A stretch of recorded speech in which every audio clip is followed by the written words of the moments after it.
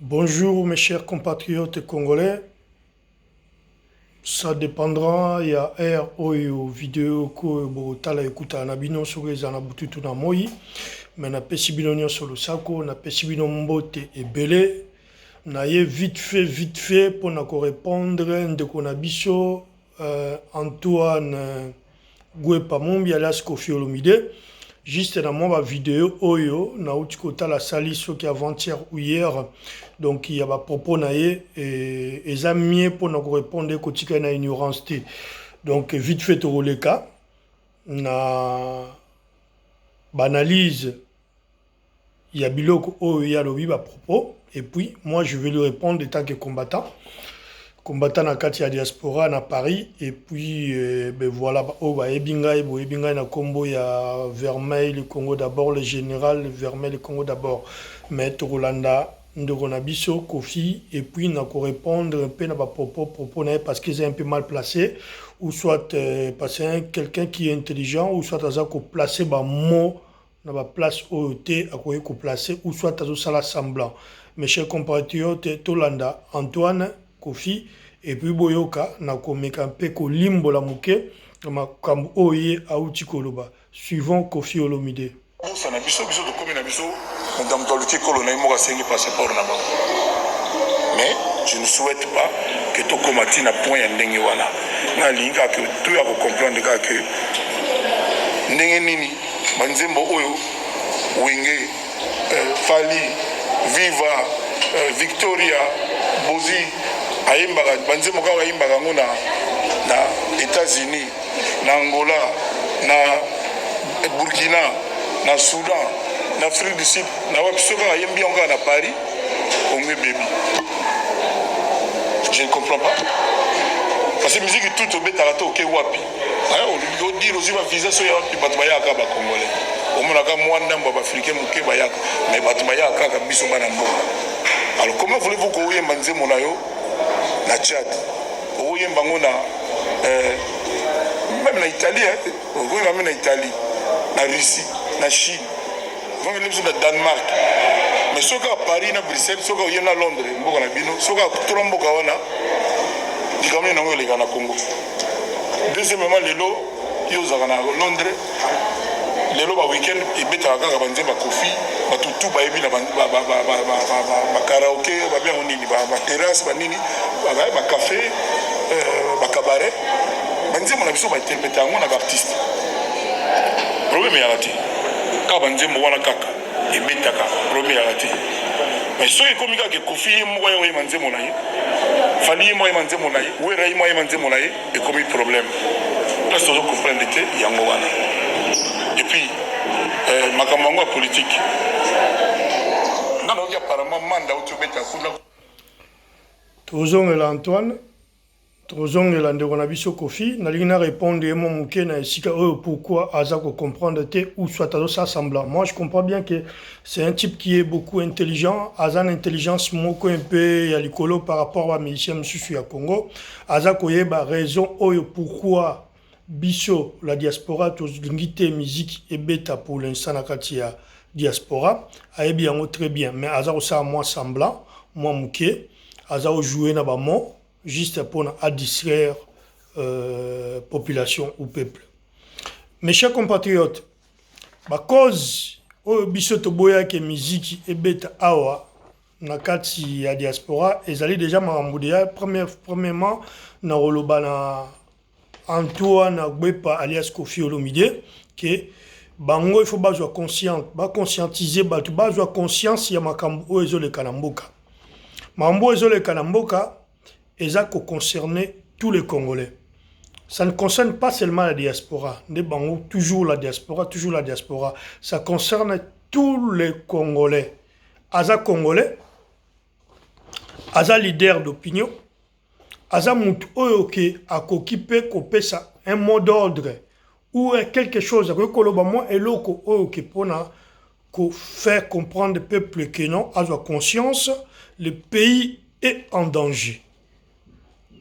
Raison pour laquelle ezana ba cause oyo biso toza ko imposer que non embargo et continuer pona bango ou soit balingi kozwa conscience te ou baosa assemblée ou balingi na bango te ko contribuer na libération de notre grand pays qui est le Congo.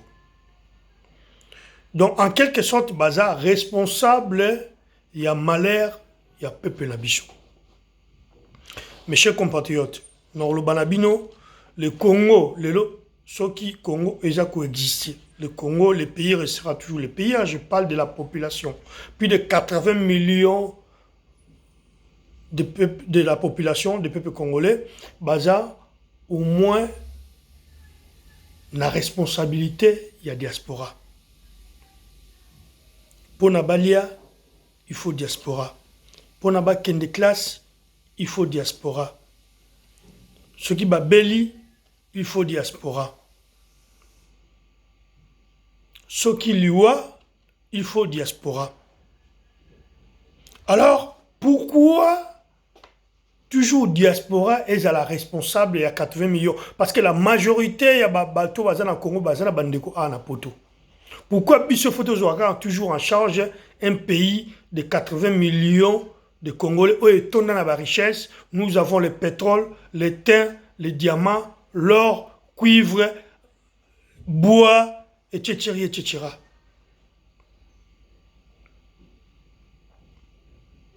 Et bango, ba musicien, ceux qui peuplent à bien, bazan a besoin de diaspora, bazan a besoin de diaspora, ceux qui peuplent à bien. Alors pourquoi on ne se met pas tous ensemble? To pesa na maboko to sangana biso nyonso pona ko longola peuple wana na boumbu.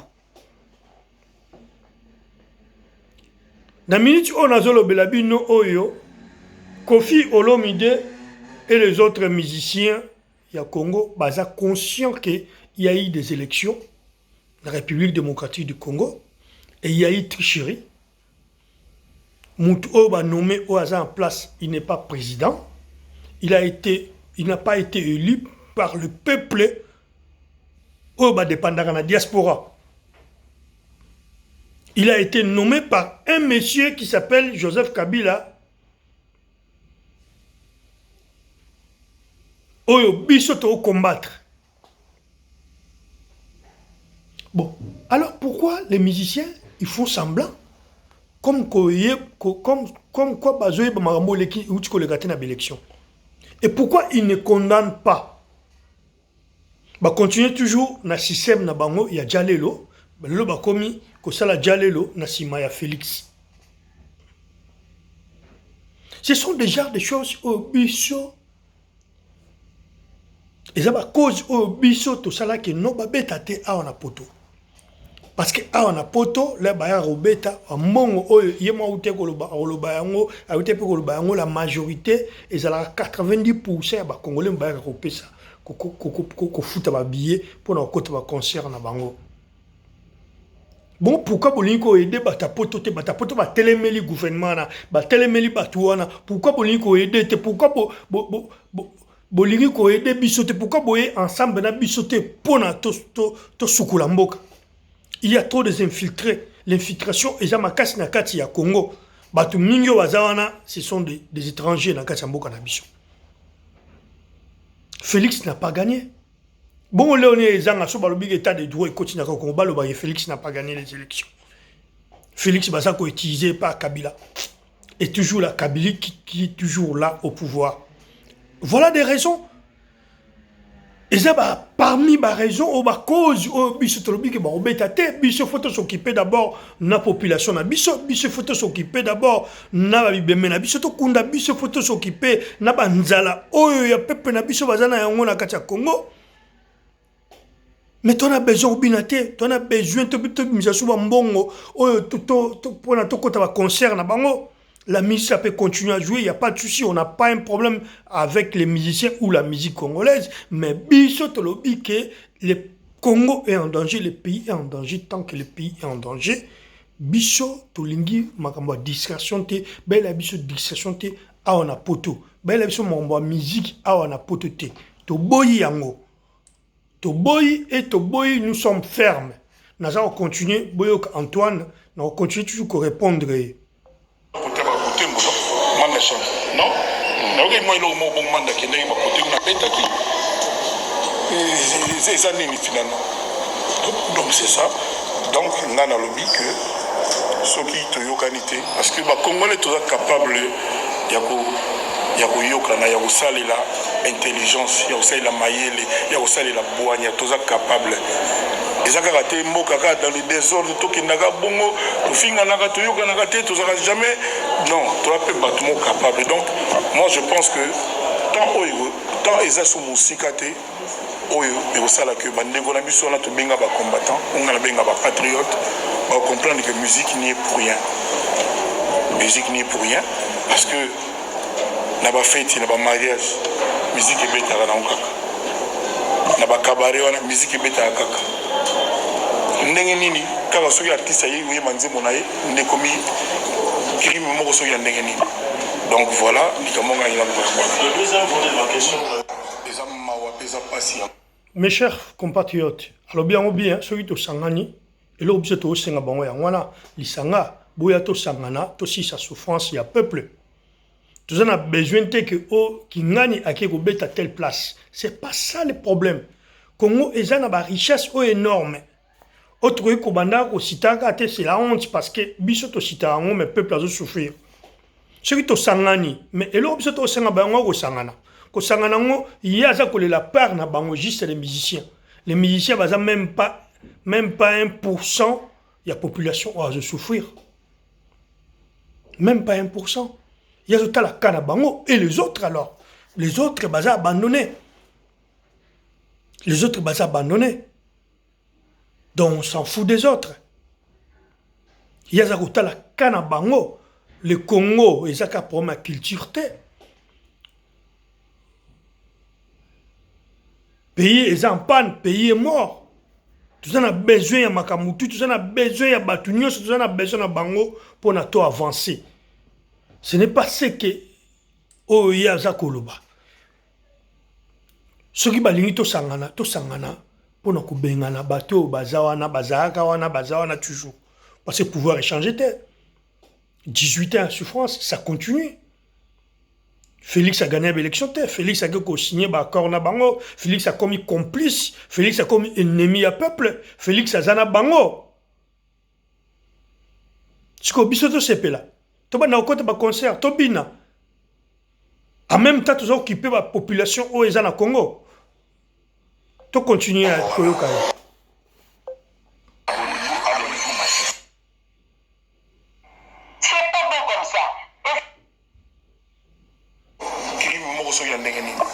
Donc voilà, Le deuxième volet de ma question. eza mawa mpe eza pasi yango wana kistar ya bastar ki nayebi komona kobenga yango te c'est-à-dire biso nyonso to toza na objectif moko mais il y a de ces égos il y a de ces babiloko moko boye oyo subjectif po tokocomprendre te oyosala ke même nga nde nakokuta na bacombattant na bavideo eyaki etambolaki nazwi titi ndenge nazwi bamenace mama nanga fingami mpo na intérêt ya kofi te mpo na intérêt ya kofi olomide te eza mpo na intérêt ya musique ya congo bana babeta yango bamusicien ya congo kaka mpo na baconsidération moko bino boyebi moyen toloba d'une même voix. Moi je pense que ceux qui tolobaki d'une voix ne banda kala makambo ceci là. Parce que quelque part peu ba combattant ba mon bazana interlocuteur té. Bazana batu moko ça dit muna mutu ça dit ba musuna ibike ba kotalanga biso batalanga de lo ba calculer ngana musika aye vie wana ke boy. Ceux qui l'aiment bon ça va essayer les bobeta ba mutu ba bobeta. Si les gens n'ont même pas grand frère, collègue, en tout cas, courage, on ne sait rien. Et l'autre, mon côté, nous sommes appelés l'autre côté, nous sommes à la caca. Nous sommes appelés l'autre côté, nous sommes à la caca.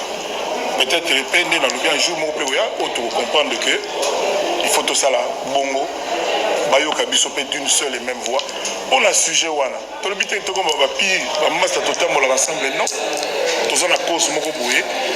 Il y a moyen que à l'occasion tout ça de sorte que tout le bas d'une même voix au peut-être tous s'en sortir. Jusque-là, ce n'est pas le cas, c'est très dommage.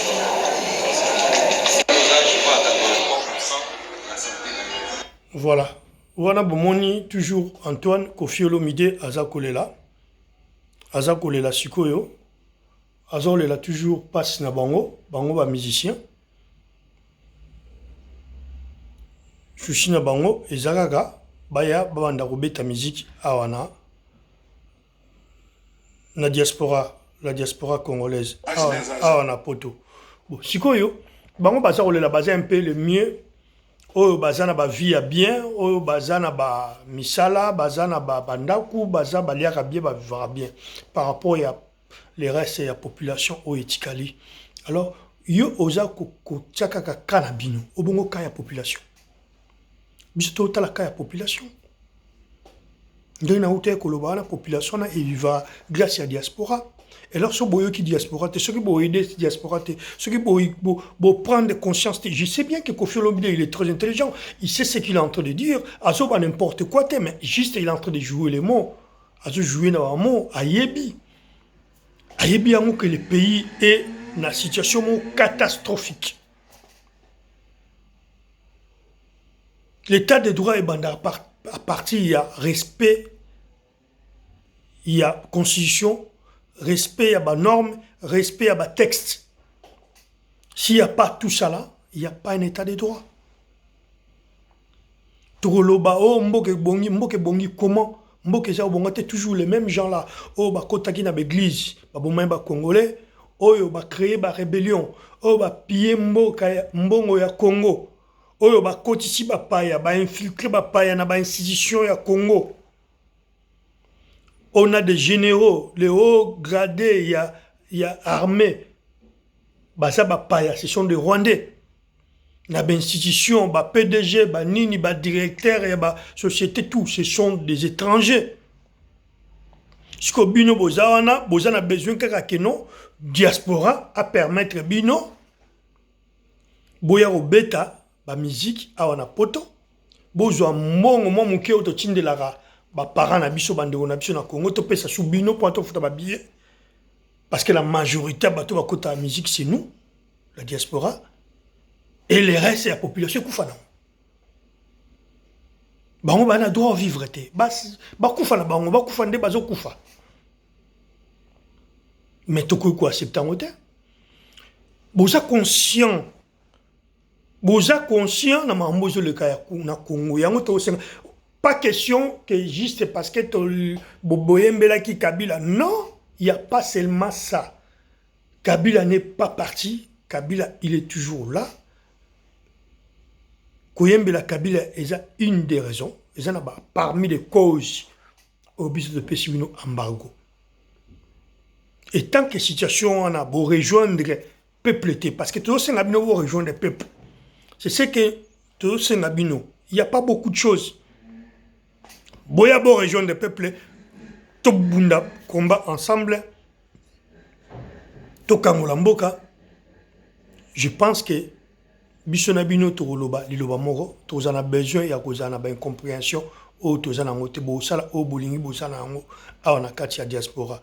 Kofi Olomide continue donc to contagner l'équipe est propre donc ça dit aussi si vous bêta au moins les artistes ils vont se au moins ils awa to ça to baksa boto tinze mondenge silaki abani kotunanga bon clip journée ba petit ba tuna mutu clip non vraiment il ko na éviter clip pe au moniango un mois ko koka les 6 mai les 6 ola to beta ba fiona biso to landa continuité marambo ya Congo donc zamba zo sunga to ke na malembe les 10 oyo et logo ro sala éviter les 10 autres bekawa na ina matsana na vitesse moke.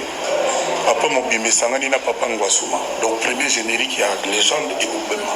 Donc voilà peu ce que vous voyez ça bateau pour vraiment passer dans mon papa CP là il va m'inquiéter. Donc générique à liboso comme mon papa Ngwasuma et le rosera à Yebagité na Masanaye Ngamoko na possibilité de 10 et Obima quand à 18h n'engazalaka. Donc générique tabiso à liboso. et malédise Angelo Central bazo travailler déjà na Batutu na Sandra na Mafulu équipe amicale avec Christelle Mangaya sur on a un blog à Mindela dans la passé de Bakomona. Donc voilà info na bolo voilà deuxième question c'est une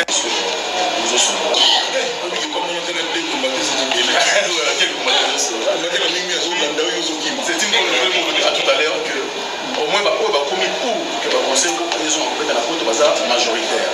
C'est une bonne chose, mais est-ce que vous pouvez pour dévoiler même pas nous sommes raison où soit marabout va les pocher pour conseiller les sociétés la côte parce que ceux là pas qui les combattants et là on nous continuer à mettre kanga na bango et tina bango pour être sous la côte et même question mais voulons ce soir les qui n'arrivent pas ni pourquoi à un concert au mois de février 2020 et Cécile ça c'est la publicité est-ce que nous sommes là dans le combattant azana combien de pourcents la chance pas d'être concert 100% la droite au pesa bino date on orbite na salle moko ezali moi et l'équipe Bercy pour la stabilité de la Bercy et de remettre na salle moya bato musu ba yebi déjà na poto ba yebi mais na lingai na lingité na banadia ko lobango la majorité va pour la compter va combattre la cause à la peine à erreur la place voilà disons qu'il y a des 5 combattants au bazar pour bazo le bango pays à visage découvert so bazar pour contre au moins voilà peut-être importante pour n'anga le plus important c'est que biso tout ba congolais combattant ou pas tous à la d'accord que musique tout go sacrifier mon kaka. Bon, toujours continuer mes chers compatriotes, bon excusez-moi. Une minute.